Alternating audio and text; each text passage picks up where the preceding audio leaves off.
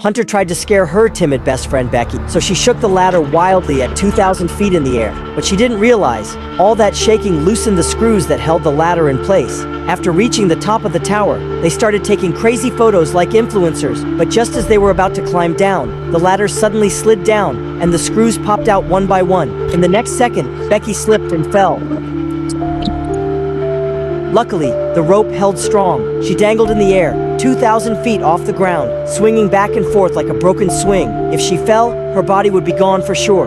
Hunter held onto the rope as tight as she could, trying to pull Becky back up, but her foot suddenly slipped. The sudden jolt made Becky scream in terror. Fortunately, Hunter quickly regained her balance. Working together, one pulled while the other climbed. After some struggling, Becky finally made it back to the top safely. Before they could even calm down, they realized something worse had happened. They looked down and were horrified. The entire ladder had broken off and fallen to the ground. Now they were stuck on an abandoned TV tower 2,000 feet in the air with no ladder, no way down. Hunter pulled out her phone to call for help, but there was no signal up that high.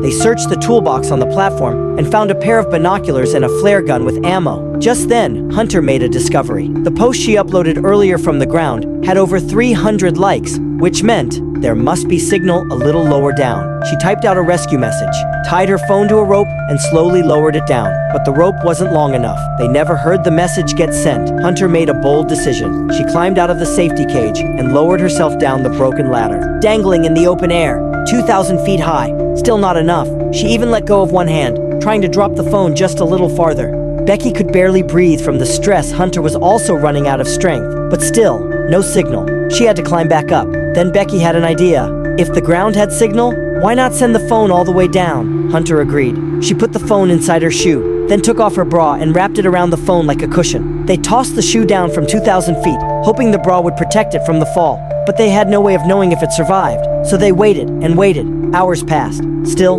no rescue. Clearly, the phone had been smashed on impact.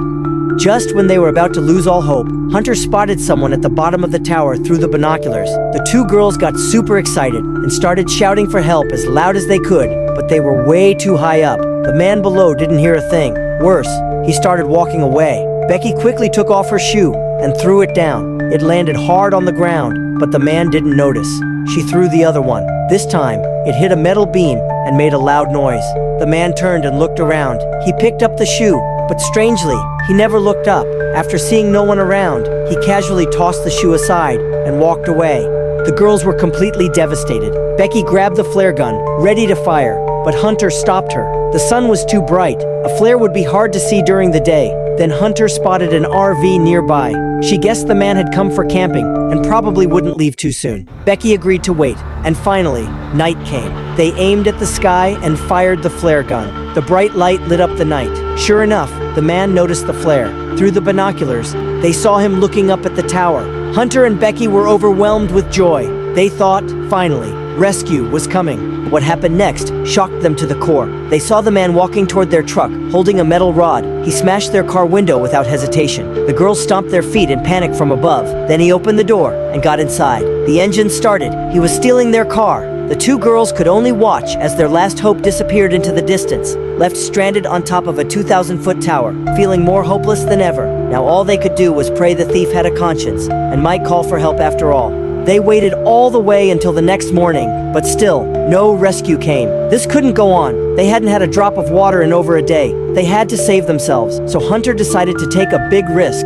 She tied off the safety rope and prepared to retrieve the backpack, stuck on the metal dish below. Even though Becky begged her not to do it, Hunter refused to listen. She tied one end of the rope to a pole, then slowly lowered herself down the side of the tower, step by step, using the steel frame for balance. Suddenly, her hand slipped and she was left swinging in the air. Hanging by the rope, she struggled to regain control, then carefully kept climbing downward. But when she reached the end of the rope, the backpack was still way too far away. She tried leaning sideways, reaching for it with one hand, but it was no use. Above, Becky was terrified. She begged Hunter to come back up, but Hunter had a crazier idea. She unclipped her safety rope. Now dangling with no protection, she held onto the rope with one hand and stretched the other hand toward the backpack. She swung back and forth in the air, still couldn't reach it, so she kicked off the tower wall, launching herself higher, then timed it just right, swung her legs forward and let go. It was heart-stopping, but somehow, she landed perfectly on the metal dish. Hunter immediately grabbed the backpack, and the first thing she did was pull out the water bottle. She gulped down a huge mouthful, while Becky watched from above, swallowing hard. They had the backpack now, but how would Hunter get back up? She slowly stood up, steadying herself on the tower, trying to get as close to the rope as possible, then carefully reached out her right hand, but it was just out of reach. Then she had a bold idea. She stepped back, pulled out her selfie stick from the backpack, using it to hook the rope loop. She extended her arm, trying to hang the backpack on the rope loop, but it was too heavy. She tried again and again. Nothing worked. Just as she was about to give up, she finally managed to hook the bag onto the loop that gave her just enough length to grab it. Hunter crouched down, focused her eyes on the backpack, then jumped. She caught it mid-air. Becky gasped in shock from above, then quickly grabbed the rope and pulled with all her strength. Meanwhile, Hunter climbed fast, hand over hand, leg over leg. Soon, she was just below the top of the tower. Now she only needed to grab the last bit of ladder, and she'd be safe. But right at that moment, something went wrong. Hunter's arms gave out. She lost her grip and began to fall. It all happened so fast, Becky stood frozen in horror. She couldn't believe what she just saw. Tears poured down her face as she slowly leaned over the edge, ready to face the awful truth.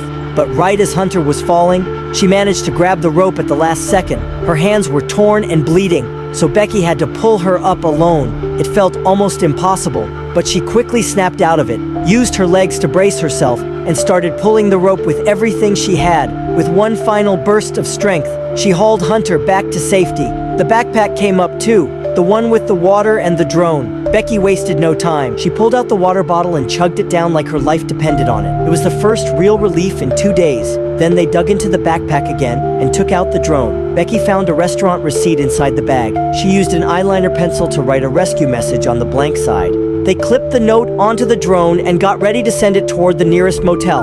Everything was set. Becky controlled the drone and it took off smoothly. It flew fast and steady toward the distant motel. But before it could get far, the battery died. If the drone crashed now, it would be their last shot gone. So Becky had to bring it back, just as the drone lost power. She reached out and caught it in the nick of time. But with no battery, they still couldn't send out their message. Feeling hopeless again, they suddenly thought of the signal light at the top of the tower. Maybe, just maybe, they could use it to charge the drone. Becky grabbed the backpack and started climbing again. Using both hands and feet, she slowly made her way to the very top. Once there, she unscrewed the cover and pulled out the light bulb. She plugged the drone charger in, and to her shock, it worked. Becky was thrilled. She didn't move a muscle and sat there for 2 whole hours until finally, the drone was fully charged.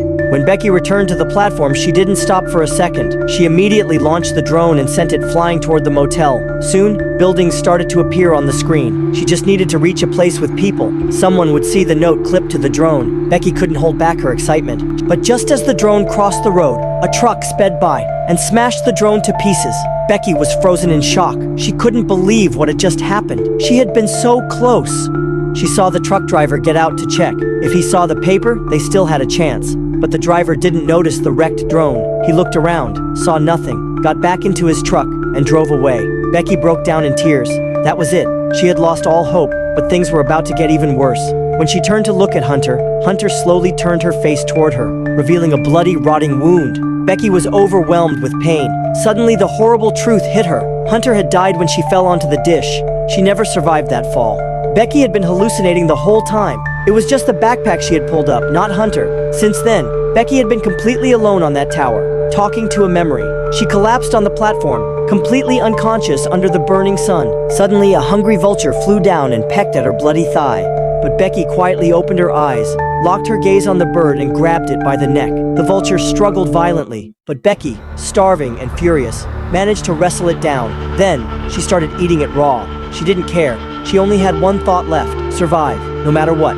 After eating, Becky untied the safety rope. She climbed down the remaining ladder section and clipped the rope to the lowest bar. Then she dropped the rest of the rope, grabbed it, and began sliding down, fast. This time there was no hesitation. Her moves were sharp and confident. She reached the end of the rope in no time, unclipped the lock, and jumped onto the dish. She looked at Hunter's decaying body and felt a flood of emotions. But what she did next was even more unbelievable.